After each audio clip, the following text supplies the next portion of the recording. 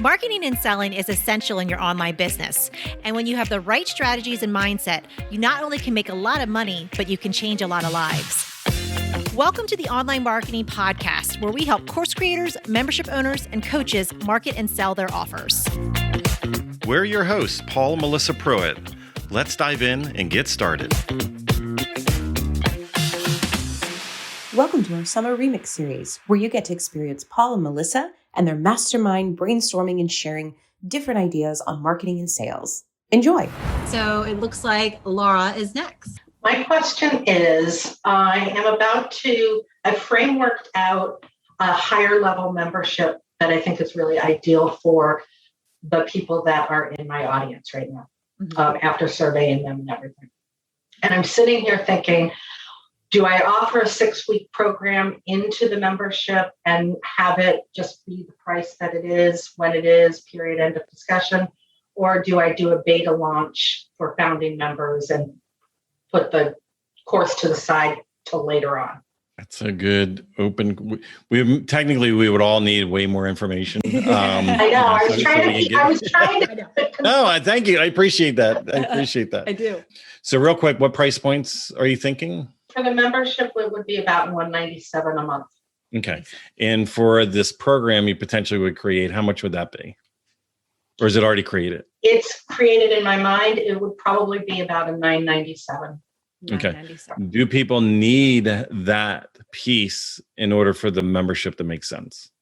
I don't think so. I think it's the transformation that would be offered and seen on the sales page would come through loud and clear for me versus doing a program where not all is given, but enough so that they're interested in getting into the membership. Okay. All right. Good. So anybody have any input as far as doing a back-end membership versus going directly into membership? Oh. All right. You got Belinda. So we have a front-end membership and a back-end membership. We're actually just closed the back-end membership last night. And so we have the Cashflow CEO program and the Cashflow CEO Academy. And my vision was that I didn't want to be creating content for the Academy. I wanted it to be a continuation off of this core signature program. And I wanted to be more about implementation and accountability. And that's what it does. But what it also does is it limits the number of people that are going to come into my back-end membership based on who's in my front-end membership, right? And we the last launch, we had 78% people to come in, which was amazing. This launch, we had 10 out of 27 or something like that were eligible, right? But if that's my whole population, 10 is great. It's 30%, but it's still only 10 people I can add to my membership. And mine's priced like yours. My founding member was $197. Now it's $247. So I like the model. So it depends what your relationship with content is. You know what I mean? If you feel like you want to be providing them a lot of ongoing content, I just knew I didn't. I like how Jen Allwood does it. And I'm not familiar enough, Melissa and Paul, if you guys have some examples of how you've done this in your business too. So Jen Allwood, for instance, has a program, the Creator's Roadmap, that teaches you, 7 streams of income. And then she has a membership teaching you how to build a social media platform for the same group of people. So it's hey, as you build a social media platform, you're going to need people to sell it to, and then as you have something to sell, you're going to need people to sell it to. So they complement each other well. So something to think about, if based on what you just said, Paul asked some really good questions, that it's not necessarily required. You might want to find a way to make them complements of each other. So you could launch both independently, and then they would feed each other. Because once they work with you, I'm sure you're building that know, like, and trust factor, and then they're wanting to work more with you, right? So I'm sure that there's a way that you could work the two together in a complementary way, unless you wanted a linear path from one to the other. Just know that it does end up being. The nice part is you can charge a little bit more oftentimes because it is a little bit more exclusive kind of, but you just run that limitation that it's only if they come through the front one, can they get to the back one. Right. And so I think some of it depends on the transformation that you're looking to provide in that higher end membership. It's a great point. Good point. Great point. All right. That's great. Does anybody else have any input? Directly in versus back end membership.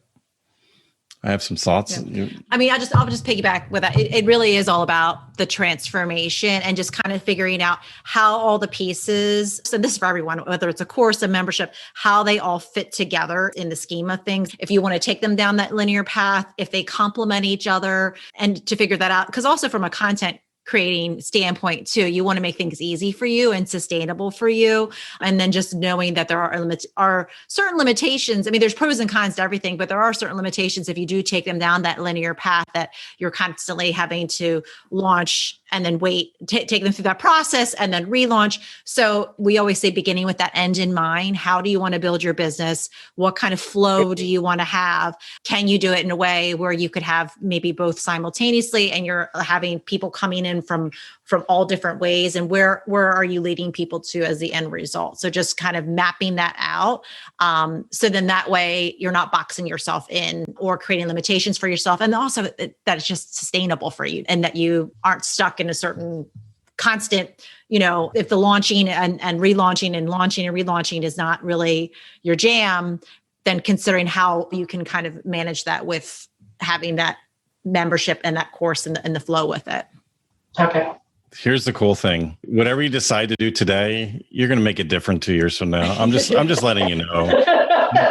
For all of us, we think like we got to get it right out the gate. We got to put it in. I'm just letting you know the offer that you're in love with today, you're going to be reevaluating it 2 years from now. And it's just something, because all of us as creative entrepreneurs, we're always evolving ourselves. We're always growing. We're always fitting, pieces into different decisions. And sometimes you're going to, either one of these lanes, just pick it and own it and go all in on it. Because every way, like people are like, should I do a front end membership? Should I do a back end membership? Should I have a course? Should I have a membership? It's like, well, we know people that are making millions of dollars a year with all of, any one of those, but they do it one way. And then they just hammer in on it and perfect it itself. So coming back to what everybody's already said, though, it's like protect your resources, because you shouldn't put multiple products in the market at the exact same time, because then you're going to confuse the market. So what you would do is, at least initially, the reason why the Jennifer Allwoods and the others can get away with multiple products, or like the Marie Forleos that have different things, is because they already have scale. They already have big bucket of influence and everything. And they're like, these people are willing to give me more money. So if I just created another program that complements, there's just a certain percentage that's going to leap over to this other thing. For some of us, we don't have that kind of flow. We don't have that kind of stream of followers and attention on us. We don't have as big of an email list. So if we're out shifting lanes constantly, then neither of them are going far. So just be careful. Like there's not a right or wrong per se. It's just like, what's sustainable for you right now? What do you have the bandwidth for? And going all in on that specific thing. And when you have it really tuned in, then open up the second opportunity. Because then at that point, you can, like, people see us and they see that we have 4 successful memberships. I'm like, oh, well, Paul and Melissa does it. I can do it too. And it's like, we didn't launch them all at the same time. It was not all done at the same time. Memberships Mastermind All Access came as, it was like an accidental membership. We were doing these calls, and then people after the end of the call was like, well, can I get the replay? Like it was great. We caught it live, but like, I would like to go back and revisit that. And even though we recorded them, we didn't have a mechanism. And it was just like, it was a natural tension that we didn't even realize that was there. So it made sense for us to lean into that solution at the time. But what it is that for a lot of us, we're like, oh, let me put out the entire buffet, and then it's like, people don't buy little or any of it. I do want to come back and circle to something, because we speak about this a lot. And Belinda touched on it for a moment, because she gave it to you in real time. Sometimes it's easier to put a front end offer that is a one-time value exchange, because people can wrap around financially, like, oh, here's a promise. I'm going to buy a course or a program or deliverable.